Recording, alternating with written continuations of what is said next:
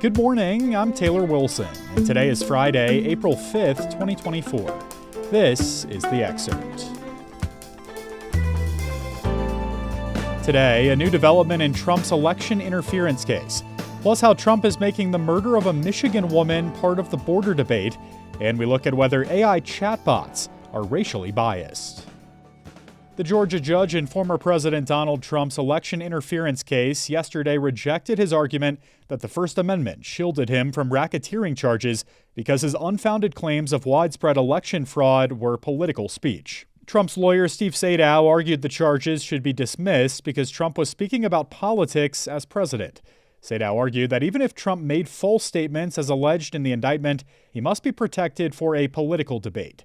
But Fulton County Superior Judge Scott McAfee ruled that the First Amendment does not protect speech that is part of a crime, and that a jury must decide whether it was in Trump's case. Meanwhile, on the campaign trail, Trump has made the murder of a Michigan woman, Ruby Garcia, part of the immigration debate. I spoke with USA Today 2024 campaign reporter Zac Anderson to learn more. Zac, thanks for hopping on The Excerpt today. Yeah, happy to be here. So, Zac, let's just start with this. Who was Ruby Garcia, and what do we know about her death? Ruby Garcia is a woman who was killed recently in Michigan, and the murder did not attract a ton of attention outside of Western Michigan. But this week, former President Donald Trump held a rally in Michigan where he brought up Ruby Garcia and really drew a lot of attention to her. Her death was really tragic. She was killed. She was shot multiple times and left on the side of the road by her boyfriend. Her boyfriend is an undocumented immigrant, and Trump has really seized on this case, as he did with Lake and Riley in Georgia, to try and present undocumented immigrants as dangerous. Yeah, what does Ruby Garcia's family say about some of Trump's rhetoric around this tragedy? Trump was actually speaking during this event, and he said that he had talked to Garcia's family. Ruby Garcia's sister said that that wasn't true. She said that he never reached out to anybody in her family. So there's quite a bit of blowback on that. Why is Trump leaning into immigration so heavily as a part of his campaign, Zac? Which voters really is he going after here? So immigration has been something that he has talked about from the beginning, even when he was first running in 2016, when he famously came down the escalator in Trump Tower. He talked about immigration, and it was really tying undocumented immigrants to crime even back then. And it's been a through line in all of his campaigns. And he's been pretty clear about some of the reasons why he's focused on this. In his speech in Michigan, he brought up this issue of immigration and crime and him trying to tie the two together. There's Republicans who think that this could appeal to swing voters, particularly, women in the suburbs. This is an issue where both campaigns are trying to reach these swing voters. President Biden has focused a lot on issues like abortion rights, protecting democracy with what happened on January 6th. And it's, unclear what the issue will be that these voters make their decision on. Trump makes a lot of claims about immigrants, especially undocumented immigrants, Zac. What does data show about crime committed by undocumented immigrants compared with the general population? Yeah, I spoke to a researcher about this who actually wrote a book reviewing all of the available literature, all of the available studies on this. And this researcher told me that undocumented immigrants are no more likely to commit crimes than native-born U.S. citizens. And in fact, there is some evidence that they may be less likely to commit crimes, although the data is kind of limited on that. So the idea that undocumented immigrants coming to this country is going to increase crime is not supported by the data. How does Trump's presumed general election opponent, President Joe Biden, feel about this issue and some of what we've been talking about here, Zac? I think that Biden has also moved a little bit to the right on immigration. It's an issue that if you look at the polling, there is quite a bit of concern. Both sides recognize that there has been a lot of undocumented immigration, that the border is a problem, that there's too much free-flowing travel through there, and that they want to get a handle on it. Biden actually pushed a bill in Congress that would have really cracked down on the border and tried to limit undocumented immigration. But Republicans ended up opposing it, even though it had a Republican sponsor, because Trump ended up opposing it. So Biden has tried to say that Trump doesn't really care about the border, or he would have supported this bill that was crafted by a Republican senator. And he has kind of changed his tune on this a little bit. All right, Zac Anderson covers Donald Trump and Republicans for USA Today. Thank you, Zac. Thanks for having me.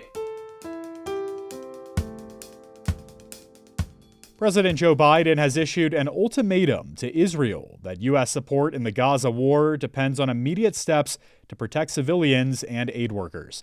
Biden spoke by phone with Israeli Prime Minister Benjamin Netanyahu 3 days after a team from celebrity chef Jose Andres' World Central Kitchen aid group were killed in an Israeli drone strike in northern Gaza. The White House said Biden has pushed Israel's leader to conclude long stalemated ceasefire negotiations with Hamas, though earlier yesterday, an unnamed senior Hamas leader told Reuters that the group had rejected ceasefire proposals by regional diplomats. Last month, the U.S. abstained on a UN Security Council resolution calling for an immediate ceasefire and hostage release. Are AI chatbots racially biased? A new study finds that many treat white and black-sounding names differently. I spoke with USA Today Money reporter Bailey Schulz for more. Bailey, thanks for hopping on. Yeah, thank you for having me. So, Bailey, what did this new study out of Stanford Law School find about racial bias in AI? And, I'm also curious about the methodology here. How exactly did this study work? Yeah, so we saw the Stanford researchers pose a number of questions to AI chatbots. So they are asking for advice on, how much money should I pay for this used car? How much money should I offer this job candidate? And they would ask these questions over and over. And the only thing they would change would be the name for sort of the person's question.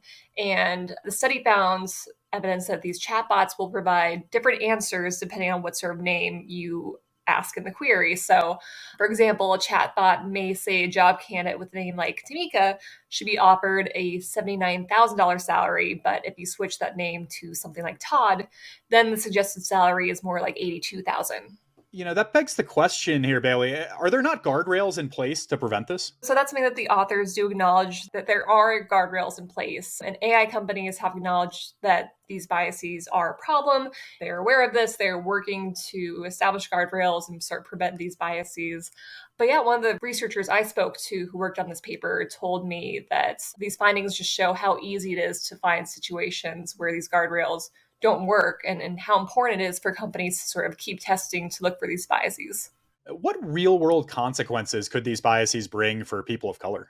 Yeah, so I think the concern and the risks that these authors bring up in the report is that we're seeing more companies turn to AI and integrate AI into their operations, and that's both internally and through these sort of customer-facing chatbots. So these authors are saying that there are risks that these sort of biases could work their way into these AI outputs and possibly harm marginalized communities.